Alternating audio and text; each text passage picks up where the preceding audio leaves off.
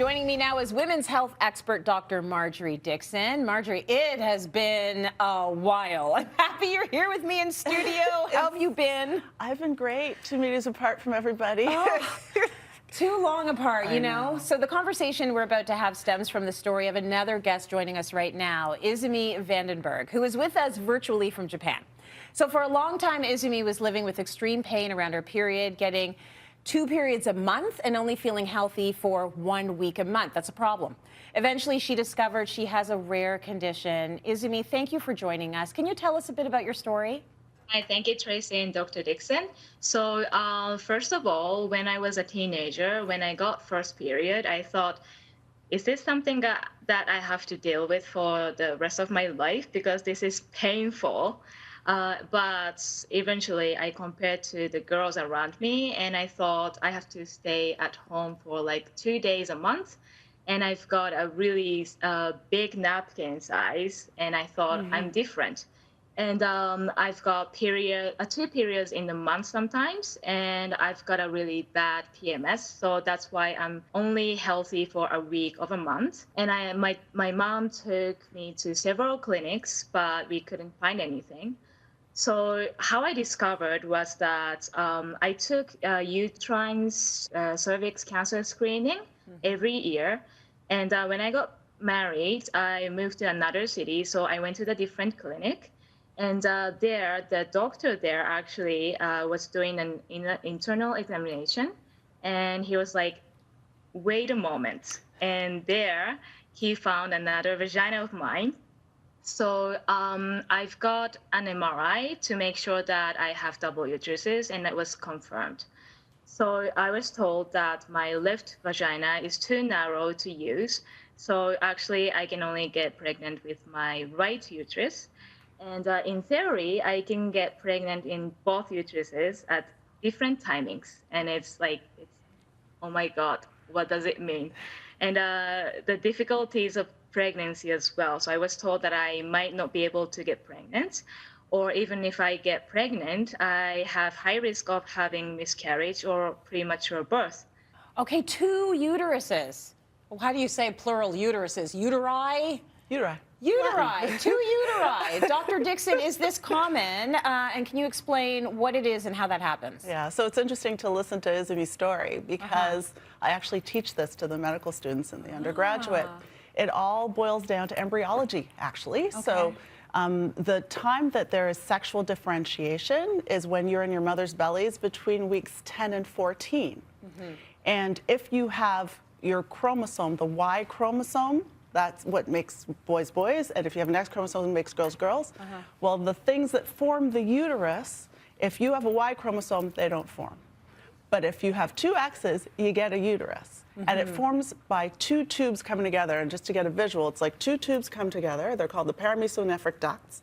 And then the ends become the fallopian tubes, and the middle part fuse together and then has to re-hollow out. So there's a fusion, and then there's a hollowing out. There can be problems all along that process happening. And sometimes you can end up with a half a uterus. You can end up with 2 full uterus collecting systems. And it was interesting how she said she went to a gynecologist or a doctor and they saw that there were 2 vaginas. This happens actually because the top 2/3 of the vagina come from these tubes as well. And the lower third of the vagina comes from something else embryologically. So it's all about how we form. It happens in only 2 to 4% of women.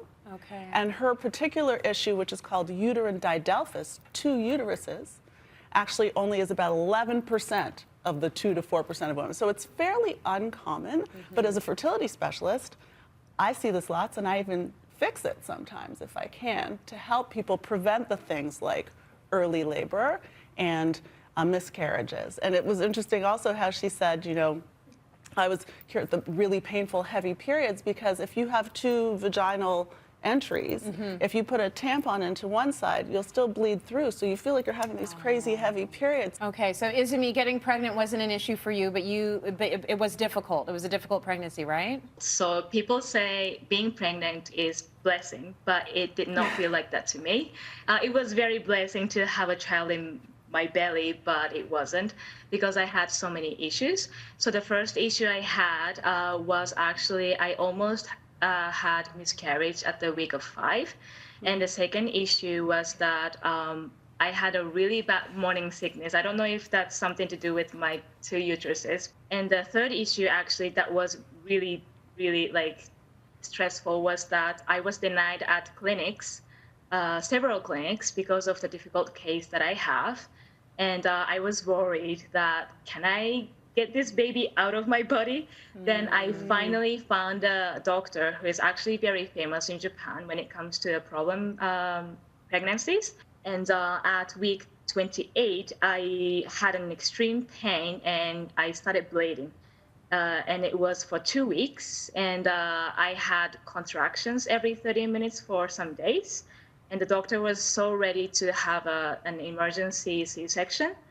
And it took us 3 days to figure that it was not my pregnant uterus, that was the left one that decided to have period. And so I thought, okay, the other one just thought, okay, the other one is bleeding, so let's just get this baby out. I made it to the week of 34.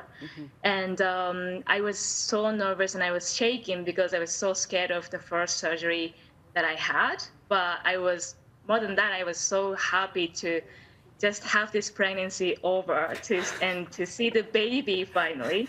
Okay, so Izumi, the one thing that I liked about pregnancy was not having my period. You had your baby and the period at the same time.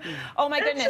So you have your son. You got your son. Your son is 4 years old now. Tell me a little something about him. So his name is Thaddeus. And despite the difficulties that I had, he's perfectly healthy. And he's a very sweet boy with a sweet tooth like his father. He's got a lovely cheeks. And actually, I can say that he's a hero of mine because his birth changed my life for the better. And after the birth and experiences and all, I decided to change my career because, you know, life's special and it's so precious. So I am actually now working for the International Conference Services in Vancouver, and I am working for the conferences that's focused on women's health. And I'm really encouraged and motivated about that. That's fantastic. Oh my goodness. That's incredible. And I know he's a very special boy. Dr. Marjorie Dixon. So any woman that is watching this right now and thinking, oh my goodness, if I am in this situation, what can I do? Well, you have to diagnose it right first. Yeah. So it's not necessarily that people will have 2 uteruses, 2 vaginas, all the rest of it. You can have variations on the theme. So the best way to figure it out is an MRI. But when I see patients, we do ultrasounds and sonohistograms. Talk to your doctor, see a high-risk physician, see a good fertility specialist to know exactly what variation on that theme that you have. Yeah. And then you can be managed properly. You really have to advocate for yourself hard like Izumi had to. And so the diagnosis is key, and then you can get help through the whole thing. Thank you so much, Dr. Marjorie Dixon, always. We learned so much from you. Izumi, thank you so much. You need to go to sleep. I know that she's in Japan. It is 1 a.m. So thank you so much, and thank you for sharing your story.